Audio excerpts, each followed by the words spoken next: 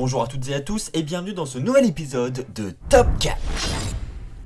Au travers de ce nouvel épisode, je vais vous citer 5 choses que les fans veulent absolument voir à Clash of Champions 2019. Un nouveau champion intercontinental. Effectivement, nous pouvons dire que le règne de Shinsuke Nakamura ne s'est pas fait remarquer et qu'il est clairement à oublier jusqu'ici. On rappelle que Shinsuke Nakamura avait battu Finn Balor à Extreme Rules 2019, c'était donc le 14 juillet dernier. Et depuis, Nakamura n'a absolument rien fait et son règne est clairement à oublier. Citez-moi un match mémorable du règne de Shinsuke Nakamura. Faudrait déjà que le pauvre Shinsuke apparaisse à la télévision pour qu'il ait des matchs intéressants. Mais c'est vrai qu'on a eu de nombreux épisodes de SmackDown où il n'y avait même pas le champion intercontinental dans la carte, donc ça c'est quand même très problématique je trouve. Et là encore, je ne comprends pas les officiels de la WWE parce que ce n'est pas la première fois que cela se produit. Rappelez-vous, Shinsuke Nakamura a déjà été champion des États-Unis et lorsqu'il était champion des États-Unis, c'était exactement la même problématique. Il a remporté le titre et après, rien. Son règne était totalement oublié, il apparaissait à peine à la télévision. Enfin, je veux dire, là, les officiels, si vous pensez que vous n'êtes pas capable de booker correctement Shinsuke Nakamura, alors pourquoi lui donner un titre et pourquoi essayer de nouveau de lui offrir des titres ? Donc oui, je pense que ce que les fans veulent voir, c'est soit un Nakamura qui est booké correctement et qui est capable de nous proposer un bon règne avec des défenses de titre, avec des apparitions, des speeches à SmackDown, mais ça je doute que les officiels changent brutalement là-dessus et nous proposent un règne ultra divertissant par la suite, je doute vraiment beaucoup. Donc l'autre solution, c'est tout simplement de faire perdre le titre à Nakamura à Clash of Champions et donc de le donner au Miz, qui est déjà, on le rappelle, un multiple fois champion intercontinental, mais on connaît le talent du Miz, on connaît l'amour du Miz pour ce titre intercontinental. On sait qu'il a révélé dans de nombreuses interviews que ce titre comptait beaucoup pour lui, qu'il était très prestigieux et qu'il l'était quasiment autant qu'un titre de champion du monde. Donc voilà, on sait que le Miz, lui, il sait faire de grandes choses avec ce titre. Les officiels ont confiance en lui, ils savent donner un micro au Miz, le mettre au centre du ring et lui dire voilà, tu fais ta promo. Ils ont totalement confiance en lui et je pense qu'ils peuvent parce que le Miz a vraiment fait ses preuves là-dessus. Donc moi je ne trouve absolument pas dérangeant le fait que le Miz redevienne champion intercontinental ce dimanche. Je préfère avoir un titre que l'on voit à la télévision chaque semaine plutôt qu'avoir un champion absent, un peu à la Lesnar où on ne le voit quasiment pas, ou alors quand il est là, c'est pour lui faire affronter des catcheurs locaux. Je ne vois absolument pas l'intérêt, ça ne fait pas avancer les rivalités et ça ne met encore moins en avant le titre qui, je le rappelle, est censé être prestigieux. Une apparition de Bray Wyatt. Oui, je pense que vous le savez, les rumeurs pour Hell in a Cell en ce qui concerne Bray Wyatt sont vraiment présentes sur la toile et on en entend de plus en plus parler, surtout après les segments que Bray Wyatt a pu réaliser à Raw cette semaine et les semaines précédentes. En fait, le prochain pay-per-view est Hell in a Cell. Donc Hell in a Cell, c'est le pay-per-view où nous avons un voire plusieurs matchs en cage. C'est vraiment le concept du pay-per-view. Donc effectivement, depuis plusieurs semaines, nous avons plusieurs rumeurs qui apparaissent sur internet qui veulent que Bray Wyatt soit le prochain challenger au titre universel de Seth Rollins ou de Braun Strowman. D'ailleurs, on ne sait pas encore qui va gagner entre les deux, même si je pense qu'il y a de grandes chances que ce soit Seth Rollins qui reparte avec le titre ce dimanche.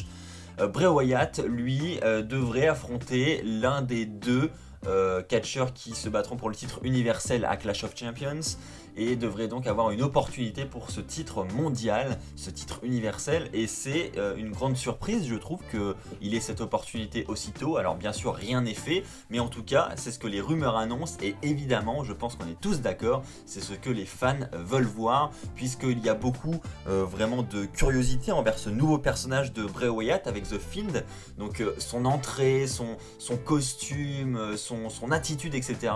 provoque vraiment une grande curiosité auprès des fans et ils ont envie d'en voir plus, et donc je pense que ça peut passer par une présence de Bray Wyatt à Clash of Champions. Ça peut être dans le main event ou après le main event où on nous tease justement ce futur affrontement entre Bray Wyatt et le futur champion universel. Donc je verrai très bien un Bray Wyatt après le match, je dis pas pendant mais après le match entre Braun Strowman et Seth Rollins, après la victoire de Rollins par exemple, qui intervient et qui vient faire un Mandible Claw sur Seth Rollins, vous savez, la prise où il étouffe son adversaire, et on a à la fin du pay-per-view Bray Wyatt alias The Fiend qui est debout, et qui attend son match à Hell in a Cell avec impatience et qui s'impose déjà comme le futur challenger pour le titre. Et donc ainsi, à la fin de Clash of Champions, on a déjà la réponse sur quel sera le prochain adversaire de Seth Rollins. Et en plus, comme je l'ai dit précédemment, on parle de Hell in a Cell, et donc pourquoi pas un Bray Wyatt dans cette cage Hell in a Cell. Je pense que ça enverrait vraiment du lourd, ça attirerait encore plus la curiosité des fans. Et puis je sais que la WWE a déjà commencé à communiquer sur le fait que qu'est-ce que vous pensez si Bray Wyatt est enfermé dans une cage, etc. J'ai vu plusieurs posts sur Instagram qui posent cette question là. Donc clairement, je pense que ça va arriver. La question c'est quand est-ce que ça va arriver? Est-ce que ça aura lieu à Clash of Champions ou pas? En tout cas, on l'espère. Daniel Bryan. Oui, je pense qu'une autre chose que les fans veulent voir à Clash of Champions, c'est bien sûr Daniel Bryan qui n'est pas annoncé dans la carte du pay-per-view, et je trouve ça vraiment dramatique, excusez-moi du terme, parce que à la place on se retrouve avec un match entre Roman Reigns et Eric Rowan. Alors je n'ai absolument rien contre Eric Rowan, il joue même plutôt bien son rôle lors des derniers épisodes de SmackDown, je trouve. Maintenant voilà, on passe d'un Eric Rowan qui était totalement inexistant à un Eric Rowan qui a un match face à Roman Reigns dans un pay-per-view de la WWE. Donc forcément la transition est un peu violente et on s'attendait absolument pas à ça dans cette rivalité. Donc j'espère que les officiels vont nous surprendre et que Daniel Bryan va jouer un rôle dans ce match, dans cette rivalité, et que pourquoi pas, c'est ce que j'espère en tout cas, Daniel Bryan va retourner ses cartes et de nouveau s'allier à Eric Rowan. Et en fait on apprendra que c'est un coup monté et que depuis le début Daniel Bryan est à l'origine de cette attaque, ce qui confirmerait cette alliance avec Eric Rowan et donc qui annulerait toutes ces petites embrouilles qu'on a pu voir à SmackDown ces dernières semaines, et ce qui confirmerait que Eric Rowan est toujours le manager de Daniel Bryan. J'espère qu'on va aller dans cette direction là parce que je n'ai clairement pas envie de me taper une rivalité par la suite entre Daniel Bryan et Eric Rowan. Enfin bref, cette rivalité c'est très brouillon, hein, on l'a dit à plusieurs reprises sur cette chaîne YouTube. Et même les news le disent, les officiels ne savent pas dans quelle direction ils vont avec cette rivalité et c'est vraiment dommage. Et je trouve ça vraiment fou que l'on soit parti sur un Roman Reigns Eric Rowan à la place d'un Roman Reigns Daniel Bryan, parce que ce que les fans avaient envie de voir justement, c'était cette rivalité Daniel Bryan contre Roman Reigns qui avait, on va pas se mentir, une autre gueule qu'un Roman Reigns contre Eric Rowan. Un nouveau champion de la WWE. Alors attention, j'aime beaucoup Kofi Kingston, hein, je suis même très fan de l'idée de lui avoir donné le titre de champion de la WWE. Vous le savez, sa road to WrestleMania 2019 a été grandiose.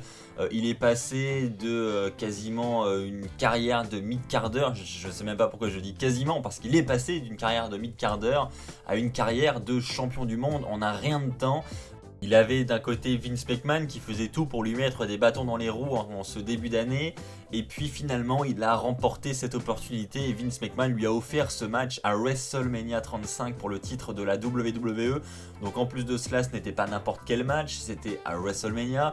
Donc ça franchement je ne peux pas l'enlever, cette victoire était grandiose, c'était à WrestleMania, j'étais présent sur place, en plus il y avait une ambiance de fou et tout le monde était extrêmement heureux pour Kofi Kingston parce que depuis le temps il a mérité cette victoire, c'est indéniable. Maintenant je trouve qu'on a un peu fait le tour avec ce règne de champion de la WWE et je ne veux pas qu'on garde une mauvaise image de ce règne parce qu'il a été long et chiant, et je pense que c'est ce qu'il va arriver par la suite. On est déjà à plusieurs mois de règne pour Kofi Kingston, je pense que c'est déjà très bien. Honnêtement, je m'attendais pas à tant déjà pour commencer, et donc je pense que le bon moment pour perdre ce titre est arrivé, et je pense que Randy Orton peut potentiellement être le bon adversaire pour battre Kofi Kingston.